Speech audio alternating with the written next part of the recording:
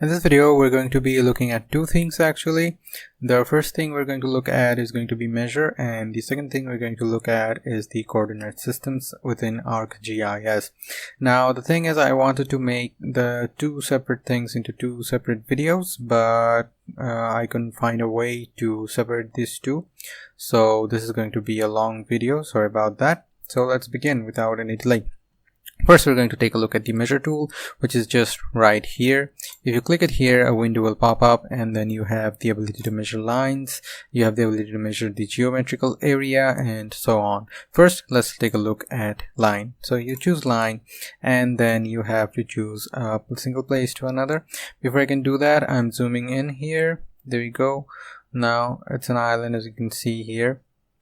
What I'm going to do is I'm going to measure the length of this island from this end to this end. What is that length? So let's take a look at that. First, I click here, then I'm dragging it. If you keep your eye on the measure window, you'll see the segment and the length in kilometers. So when I'm at this point, it is showing us the length to be 25.50 kilometers. Okay, so hit the escape button to let go. There we go. Now we have a fixed value here, 25.50 kilometers. Okay. Now another thing is, this is not visible here, measure an area, and this is measure a feature. Now the feature of this shapefile could be measured with this option, but at the moment we cannot do it. Why can we do it? This is what our second topic is going to cover. But before that, let me show you something real quick. That is, if you click on this drop down, you'll have the distance and the area. Now you can choose the units that is showing. As you can see, we have shown the distance in kilometers because the distance units is given kilometers. If you want the distance to be in meters, you just simply need to check the meters and any other units that are available here. And for area, it is the same. Alright, now as you can see, the area is blank because our ArcGIS system cannot calculate any areas. Do you know why is that? Because our coordinate system is in the decimal degrees. So in decimal degrees, there are no areas because there are no length units, right? So for length units, we're going to need to switch to the UTM that we have talked about in the previous video. Now many of you may ask that if the lengths are not available, how was I able to measure the length from this point to that point? Because that length did not need any values from the original location. That was just the length of this point of the drawn polygon to this point of this drawn polygon. Alright, so first we're going to take a look at the coordinate systems in GIS. To change the coordinate systems or to set the coordinate systems, what you need to do is you need to go to view sorry about that, excuse me. Then you go to data frame properties, click on that. There we go. Now my one is showing like that because I had come here previously. Let me show you from the beginning how it would have looked like. There you go. This is what it would look like, the coordinate system here. From in data frame properties, you go to coordinate systems. If you're not there are other features as well that I'll not be talking about in this video. We're just going to take at the data frame and the coordinate system. So here we go at coordinate systems. Then you have two folders. One is the geographic coordinate systems and the other one is the projected coordinate systems. Now, if you are using an older version, for example, I'm using the ArcGIS 10.8. If you're using the 10.3 or 10.1, you may find there are a few differences in the available coordinate systems. So if you cannot find the latest updated coordinate system, you need to take it from somewhere else, and then using this option, you can add a coordinate system from your folder. Okay, from any of the folders, you hold that coordinate system in your PC. Alright, so we're not going to take a look at this in this video. We're just going to talk about the coordinate systems. So first, let's go to the geographic coordinate systems, click on the plus, then you have Asia, Africa, and so on. We're not going to be using all of those. What we are going to do is we're going to go to the world folder. From there, the default one we're going to use is the WGS 1984. You select that, you click on apply, and then click on OK. And the WGS 1984 is the unit that is now being shown here. All right, so if I click on apply and click on OK, this is the unit that was previously set, because it was WGS 1984 previously. So what I'm going to do is I'm going to change to UTM. But when you change to UTM, you need to know which zone your map or the particular country is in. So for example, right now I have opened the shapefile of Bangladesh, so I need to know in which UTM zone Bangladesh falls in. To do that, you can do a simple search on the internet. There you go, like this one. I had just typed in what is the UTM zone for Bangladesh, like that, and then you'll have the results here. So it says Bangladesh falls into two different UTM zones, zone 45N and zone 46N. However, the parameter values characterize a UTM zone varies with zones. So what are we going to do is we're going to choose our zone 46N for this one. So let's go back to GIS. There we go. Now let's go back to view, then we go to data frame properties. There we go. Now what I'm going to do is I'm going to minimize the world, then I'm going to minimize the geographic coordinate system. Now we're going to go to the projected coordinate systems folder. There we go. From here we're going to go to the UTMs folder. There we go. And now you have Asia, Africa, and so on, but that's not what we're going to look at. We're going to go to the WGS 1984 folder, open that up, and then you have the northern hemisphere and the southern hemisphere. Since our zone is in 46N, meaning the northern hemisphere, so we're going to open the northern hemisphere folder. From there we're going to choose the WGS 1984 complex UTM zone. Our zone was 46N, so let's scroll down, and here is our 46N. Now I have chosen that. Now click on apply, click on OK. Now it's done.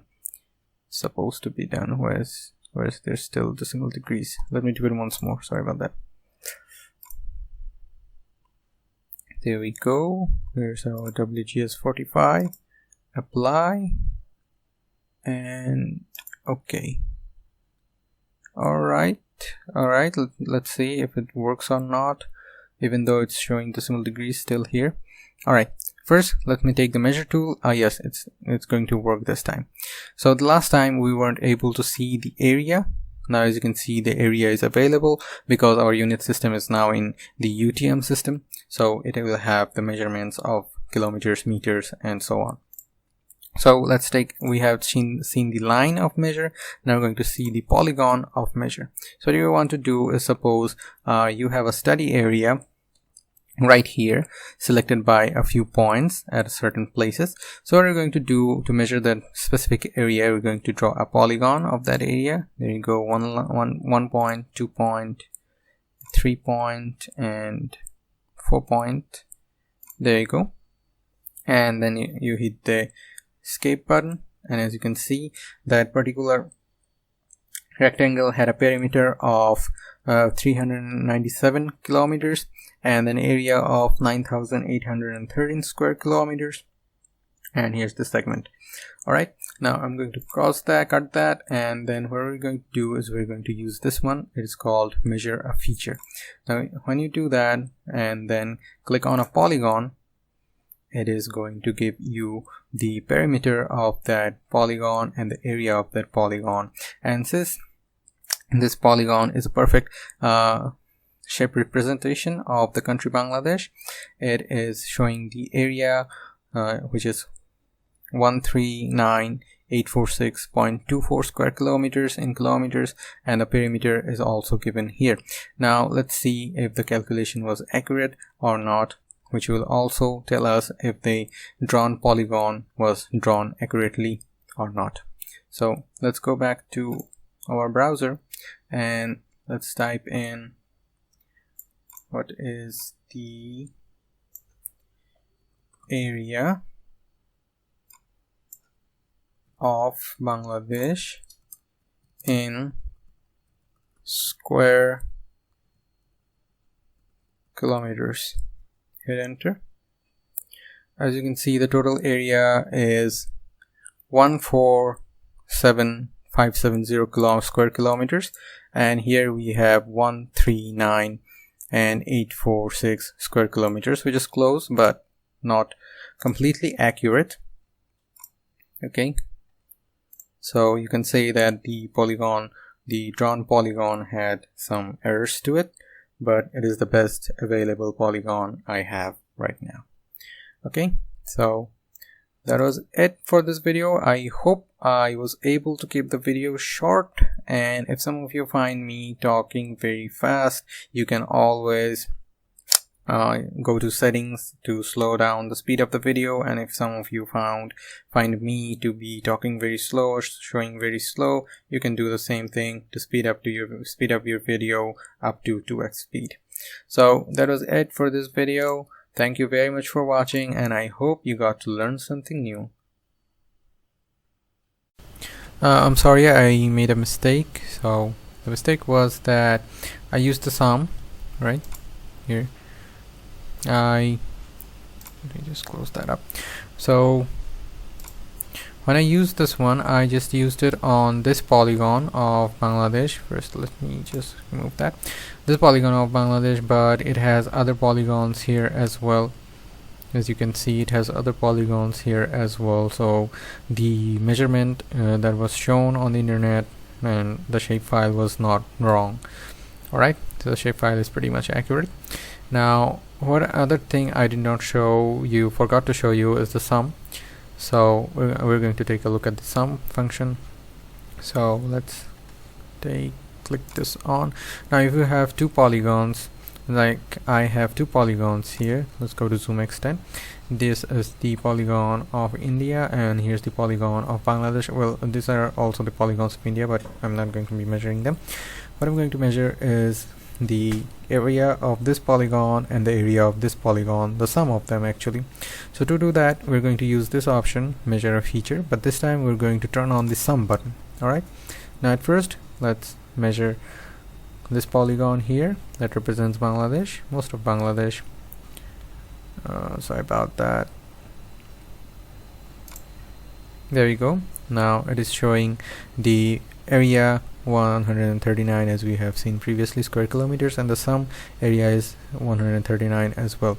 Now what I'm going to do is I'm going to again click on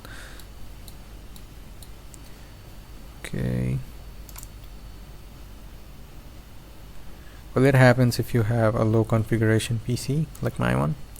Now I'm going to click on this polygon.